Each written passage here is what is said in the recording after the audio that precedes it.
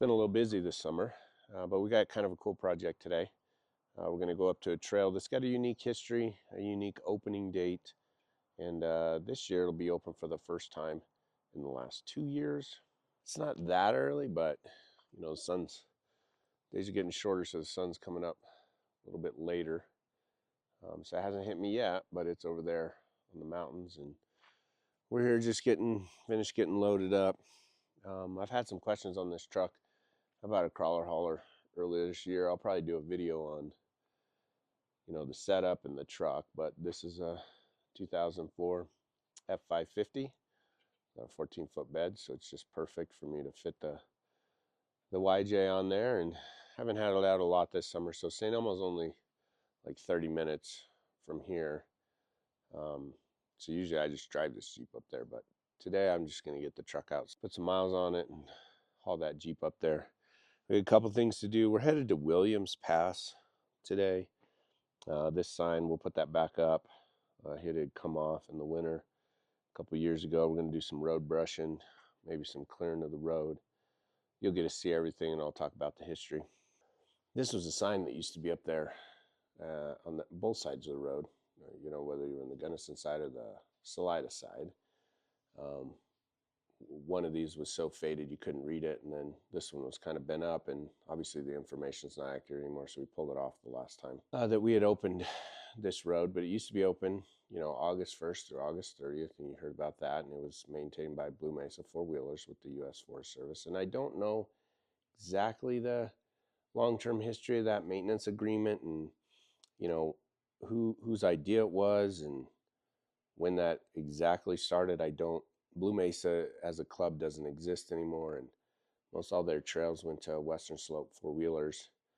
And you heard about the cooperative management that we have on Williams. But we'll probably have this sign reprinted one of these days and put them on both sides to reflect Cora and Western Slope. We've got a decent crew today.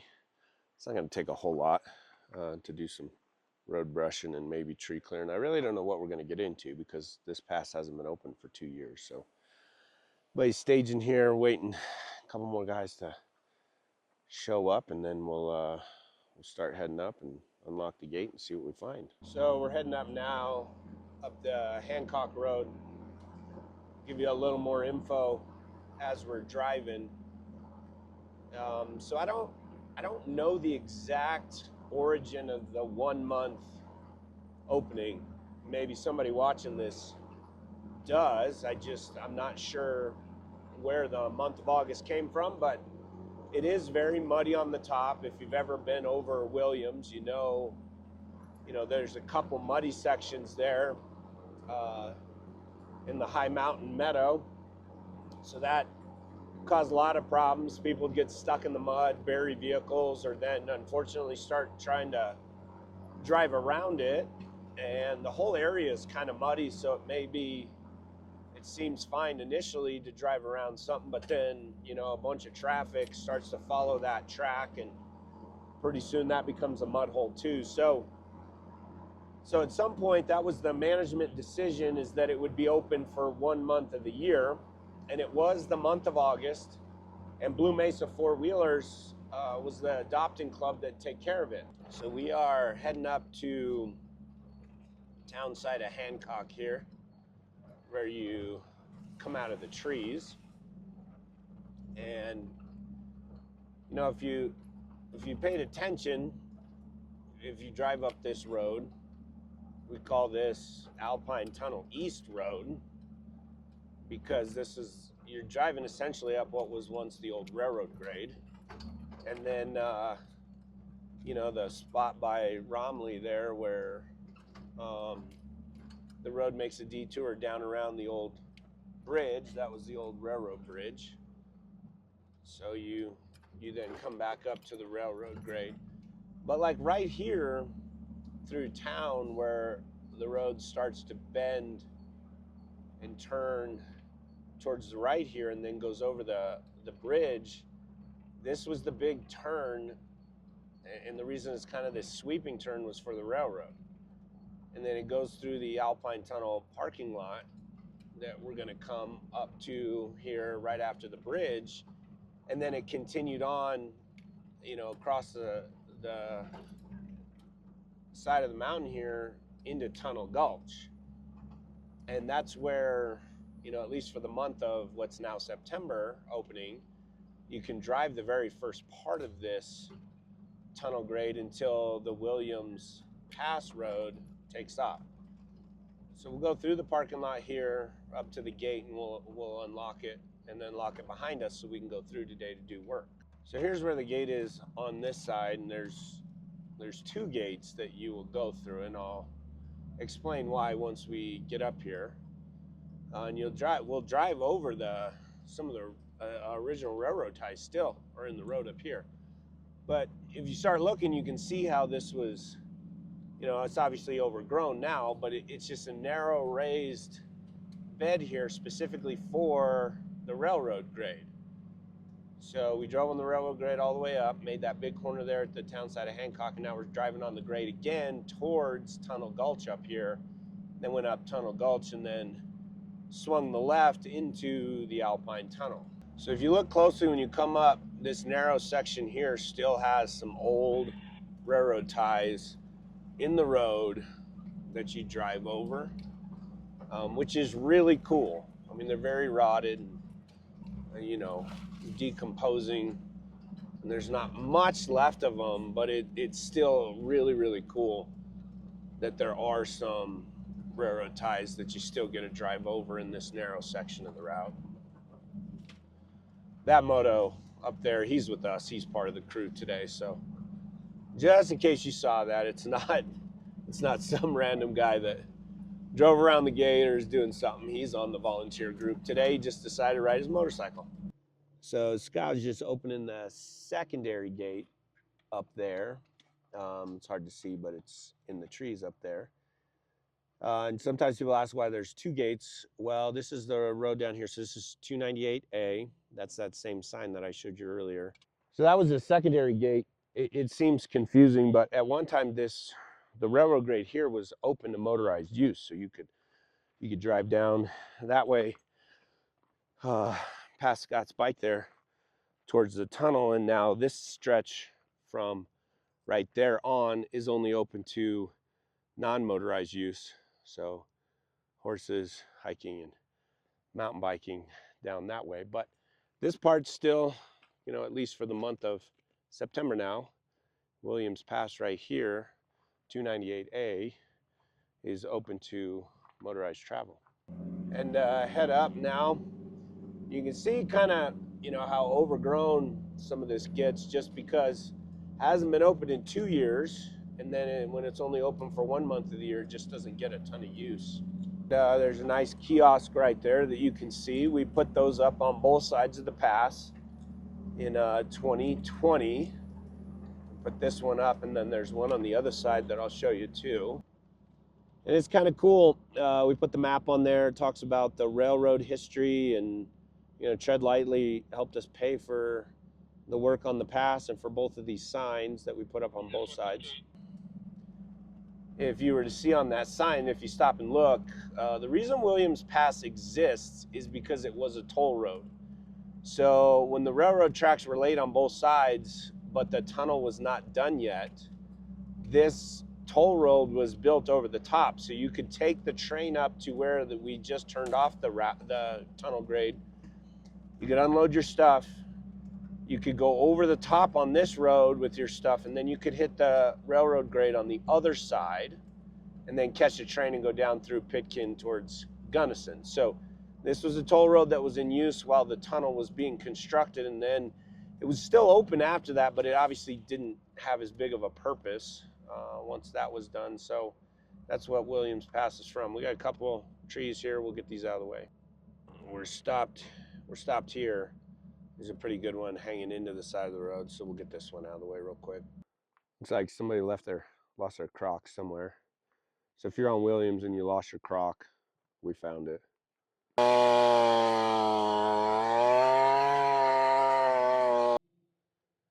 There we go. Way it looked pretty good there. Got that way back off the road, so we'll get back in. keep heading up and see what else we find. So right here was the sign. We put this post in 2020, and we have some nice signs that I showed you that attach to these. And we got one on the other side. This one, for some reason, didn't last the winter though.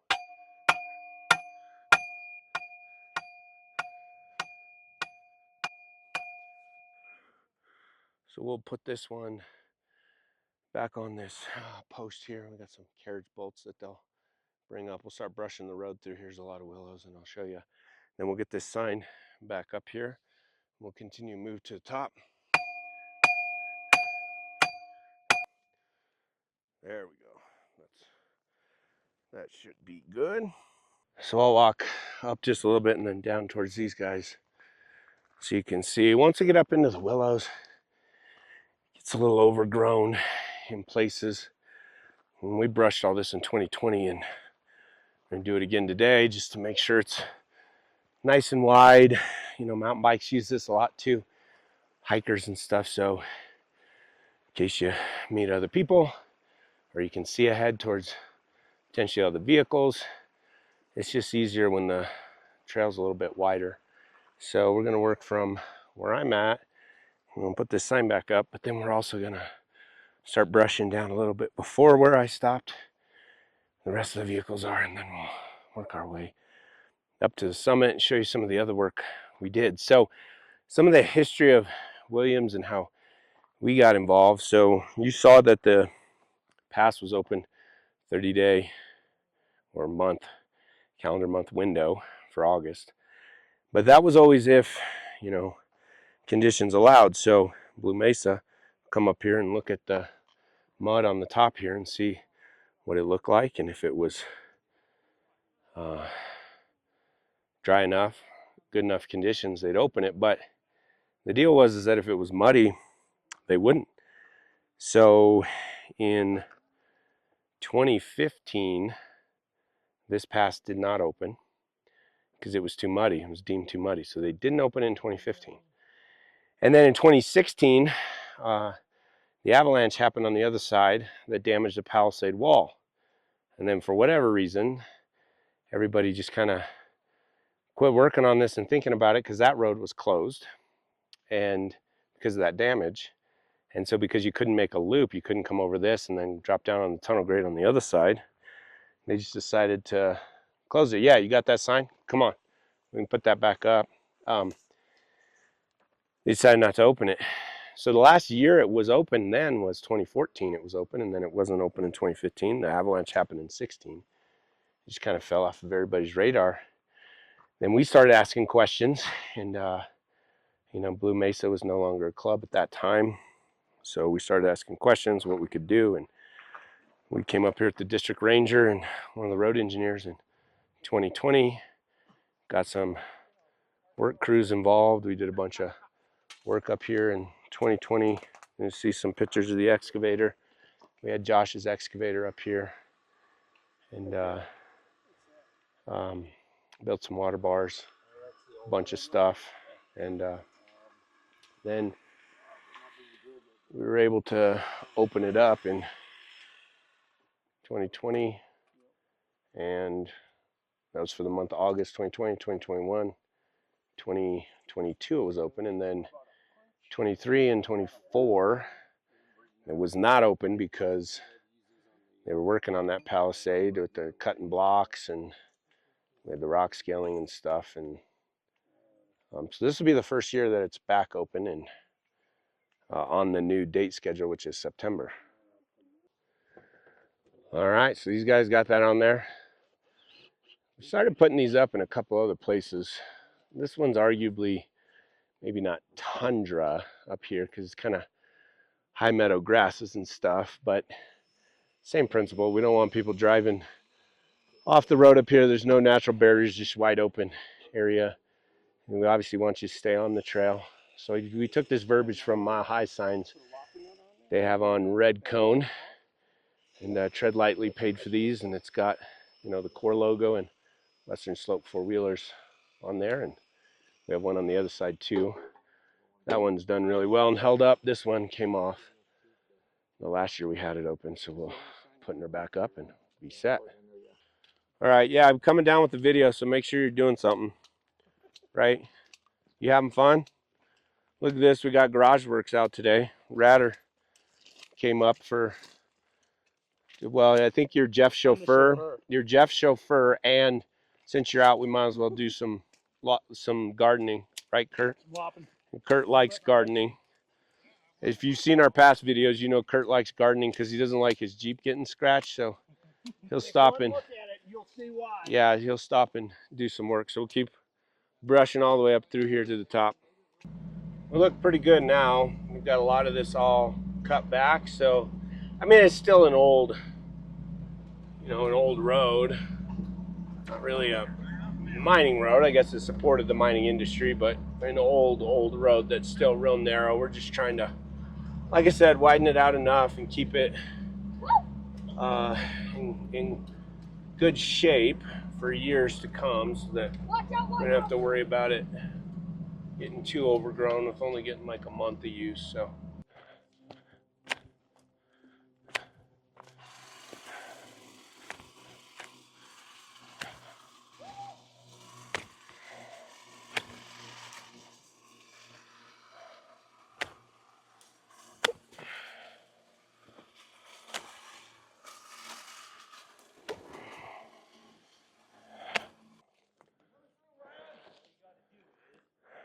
yeah, those electric hedge trimmers work really good for brushing the road of willows.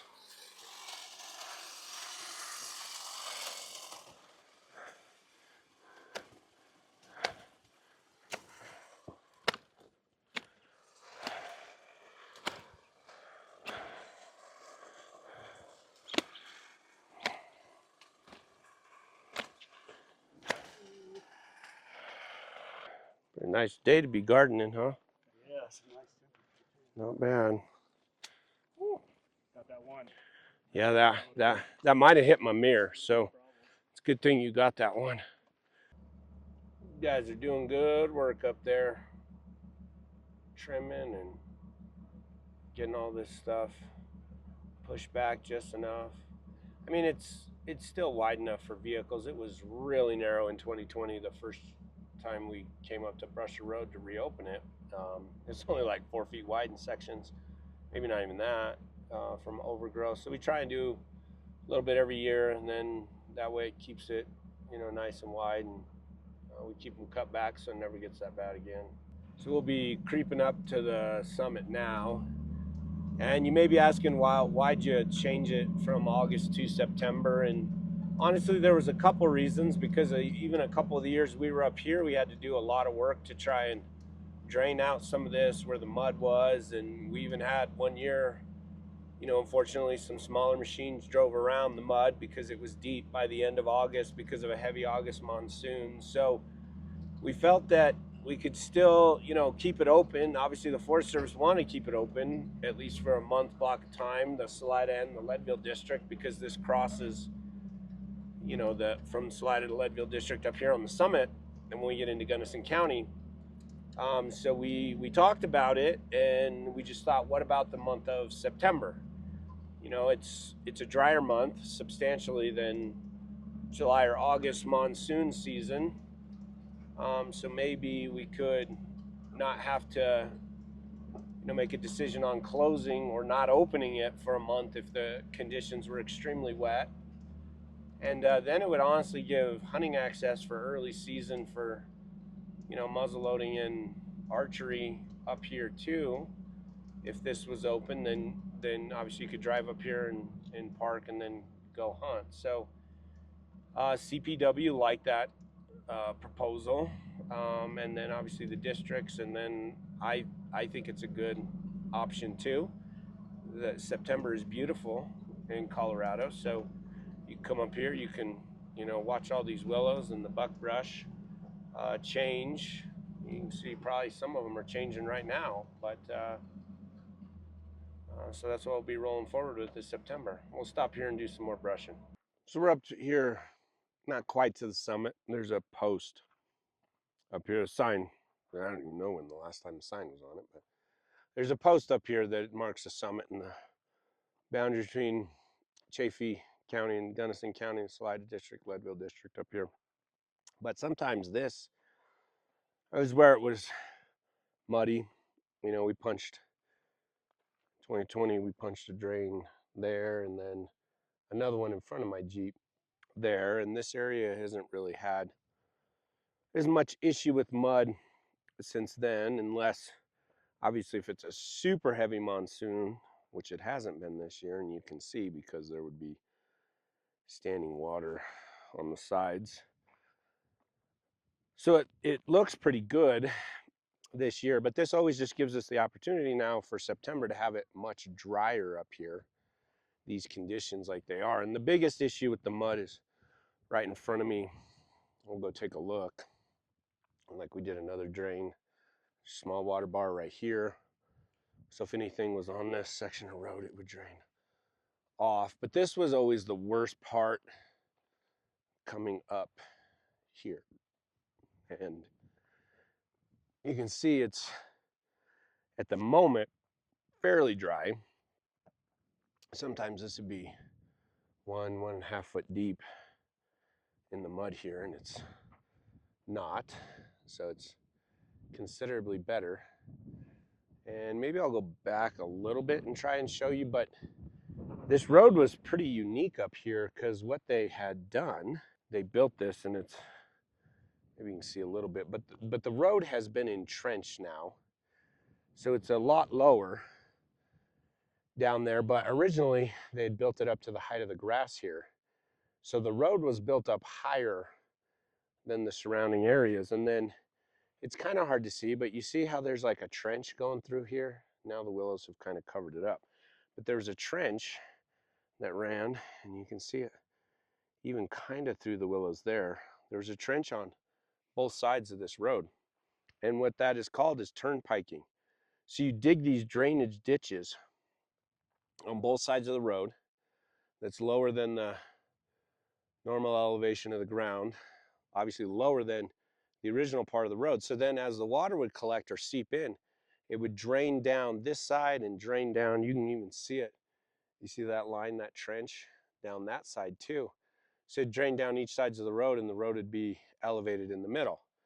Now, obviously that was way over 100 years ago when that was built in the late 1800s. So, you know, for what it is now and dealing with some mud every once in a while, it's still in pretty good shape. And that's how they built it through this, you know, really marshy section up here at the top. And, you know, sometimes I point to roads like this when, you know, we'll be in travel planning meetings, or I'll write comments, and I'll hear sometimes two things. When the environmental groups or anti-motorized groups want to close these trails. And sometimes, you know, decision makers will start listening to these arguments, and they'll say, well, this road is not sustainable, or this road was never built with recreation in mind. And I'll say, well, I mean, I don't know if we have a absolute definition of a sustainable road.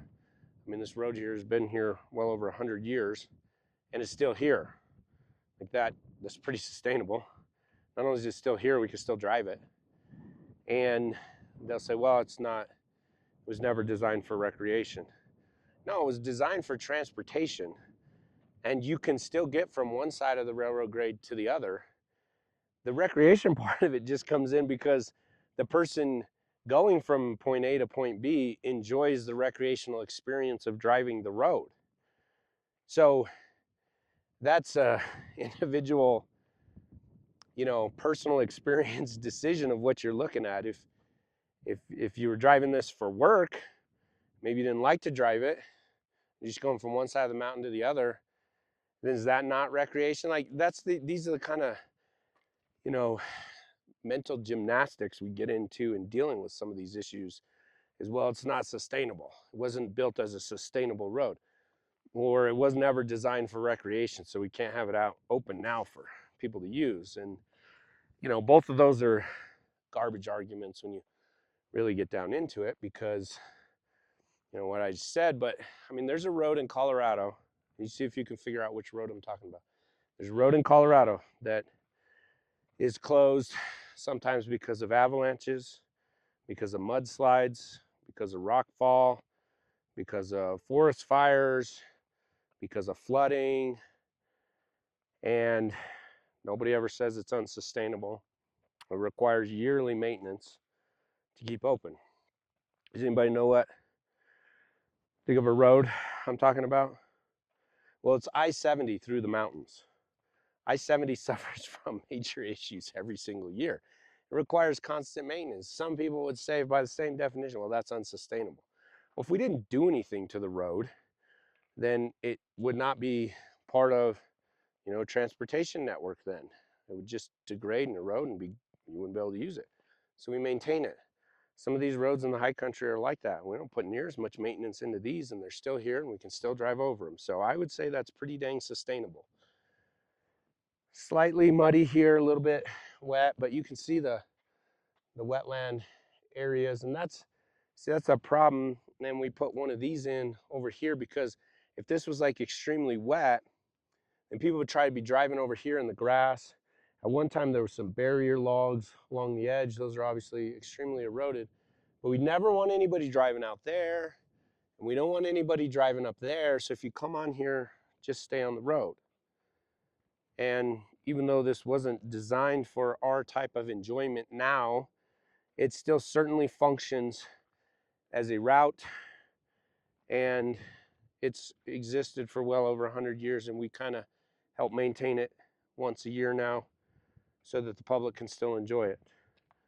And these are the kind of examples that we, you know, tell the Forest Service about when we get those arguments back from environmental groups that want places like this closed. Now, I would mention one more thing. In that 2022 decision, you've seen some of my videos, maybe the OHV sticker video. Williams was converted from a road to the classification of a full-size motorized trail now. So even if you have a plated passenger vehicle, like a Jeep, like my yellow Jeep here is a plate and I drive it on the street, this trail now would require you to get a OHV sticker to run it, because it's the stickers, you need the OHV permits on plated vehicles to run on designated OHV trails. That's a full-size motorized trail. And that's what this one was converted to, because it changes the use, and it changes the designation of the, you know, like what the intended use is, and then changes the maintenance standard too for the Forest Service. So if this is a road, technically there's a different maintenance standard than if it's just a motorized trail. The motorized trail then means that it's, you know, it could be used for other purposes. You know, you could transport equipment over here, and if, you know, heaven forbid there was ever fire in this area, they could use it for fire suppression or wildland firefighting. But trails are specific to recreation, so then they recognize this as a recreation asset, because it didn't get closed if it's not a road anymore, but it's open as a full-size motorized trail. If you want more information, you can look at our OHV sticker video, and I'll tell you all of the history behind the OHV sticker, the program, where the money goes.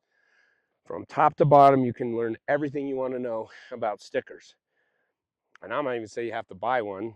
I mean, I didn't buy them for a lot of years. I do now because I know where the money goes. And if you see my Jeeps, you'll see that I have an OHV sticker, a permit on the front of all of them. But yeah, if you're curious about that information, you could go back and look, and then you could decide, you know, whether or not buying a sticker is worth it or not. But the sticker fund supports a lot of the stuff that we do, and we're thankful that this route was kept open as a full-size motorized trail, and that we could still maintain it for the 1 month opening into the future. We're on the other side of the pass now. We don't really have any other issues, and this is the kiosk that's down here on this side, so you can see our picture, and the map is, you know, opposite of the one over there, so it shows you starting on this side and going over. And then You can see there the information that we've got about the Williams Pass Road. It started in 1880 and it was completed in just 3 months and called the toll road. So that's what Williams was used for, like I said before. And you can see some of the old pictures of the big palisade there that they built to hold up that railroad grade. So if you come by on either side, you've got some cool info that we put together that are on both of these big kiosks and a map and stuff. And we'll stage up here for a minute, then we're going to figure out what we're going to do and go down a little bit and make sure it's clear all the way to the gate, and then we'll probably head back. I always like going up this side, going up the Gunnison side of Williams. When I was a lot younger, when Williams was open, we'd come over for the month in August sometime and drive up Hancock, up and over Hancock from St. Elmo, and then come back up and over Williams from the Gunnison side, just because it's fun climbing up through these rocks. And if you go the other way, you got to go down through here, and that's okay too, but just always climbing up and over the rocks. I enjoyed doing that.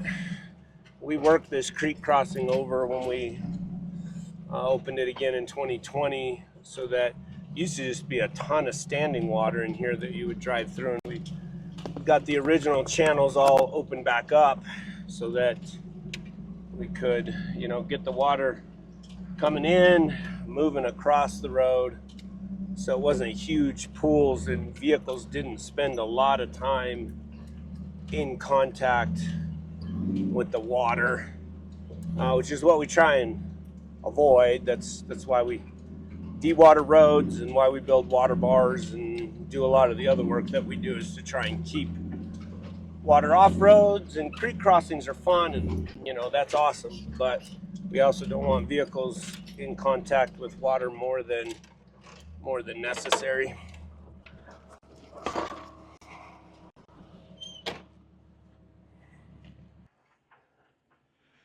This is the fun part through here. It's just you kind of rock and roll over these larger boulders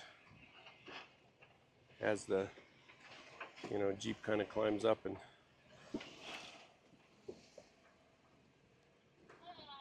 goes over and rolls through there.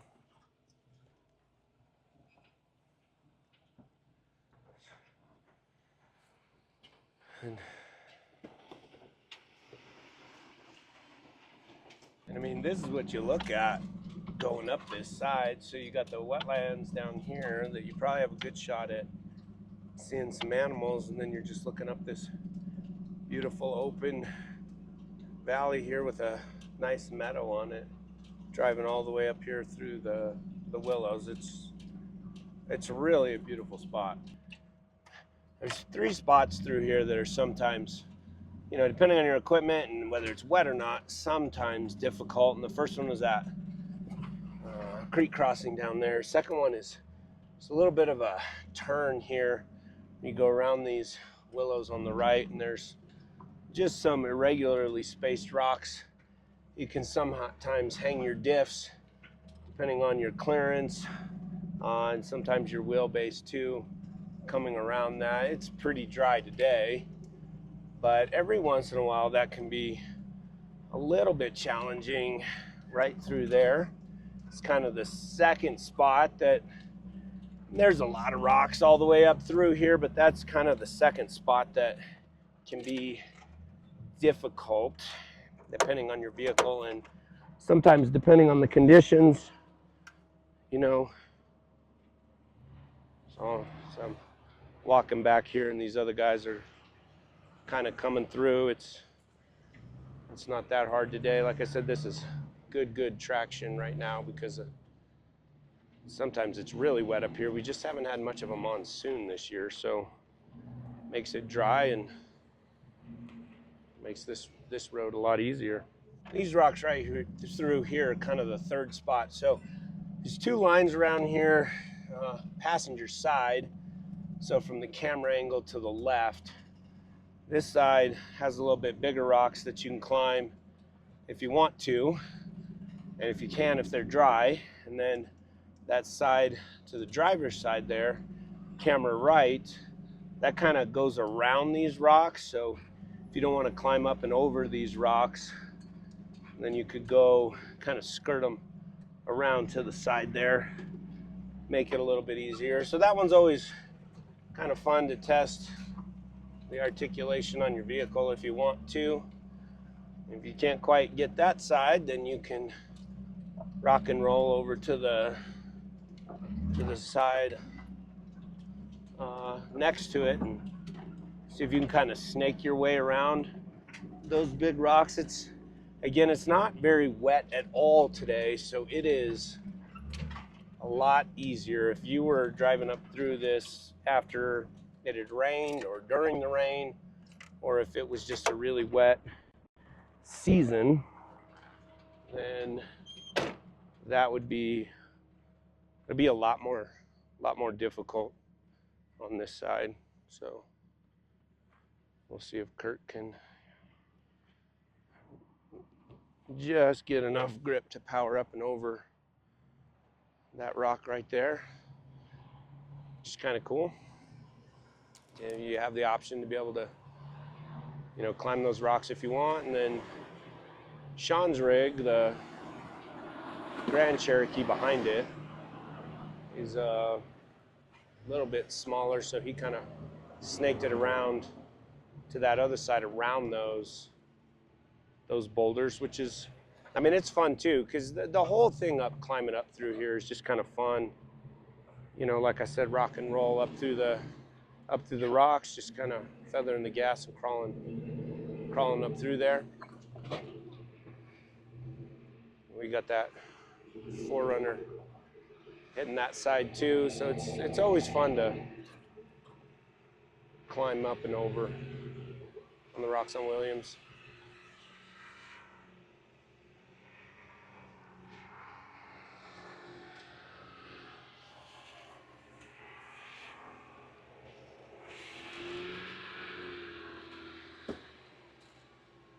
Rocks seem bigger on the way up. Bigger coming up than going down? Yeah. They do that, right?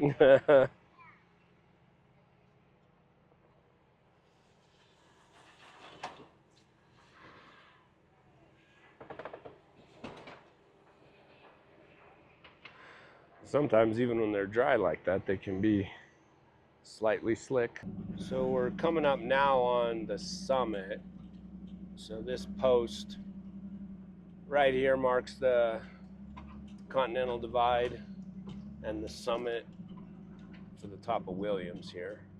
So we're in Gunnison County and we're going back into Chaffee County now. So if you see that post right there as you're coming over, that'll be the summit for the pass, and you'll pass from one forest into the other and from one county into the other and over the Continental Divide.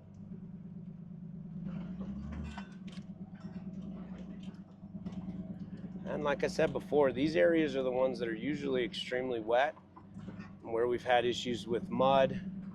We've done a lot of drainage work on this pass over the years, so it's not nearly as bad as it once was, but it could be.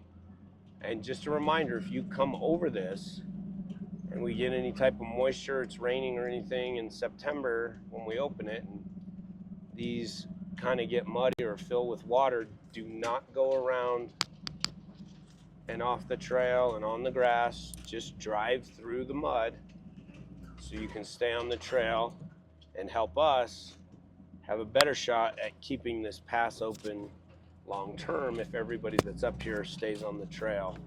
It's a lot easier for us to advocate to keep stuff open than if we have people doing bonehead things.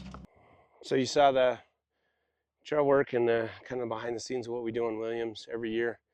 So it's looking good. I had talked to both districts before we came up today, make sure it was okay that we could come up, make sure the road was unobstructed or remove anything. We cut 4 trees, moved about 10 rocks out of the road, brushed the whole thing on both sides, so it's ready to go, and we'll be over here on September 1st to open the gates. So if you haven't been on Williams, or you have before, you want to do it again or get out here for the first time and check it out, make sure to plan your trip in September, and we'll have the gates open, stay on the trail, and hopefully have a good time. Thanks to all of our crew for coming out today. We had a pretty good crew. A lot of people worked hard. Nobody really had to do too much so that we could get everything done and spend a day in the mountains. Jeff and Matt, thanks to them for coming out too. They went back home over Hancock, and so did Scott on his motorcycle. The rest of us decided Alpine Tunnel is all the way open. So if you either go over Hancock or Williams in September when it's open, you could go up to the west side area, see the historic site and where the portal was, and then come back over either Hancock or Williams and check out the beautiful country that we have up here. And it'll be in the fall, so you're going to get some good colors. Those mountains over there will start popping colors where all the aspens are. It'll be pretty amazing up here that time of year.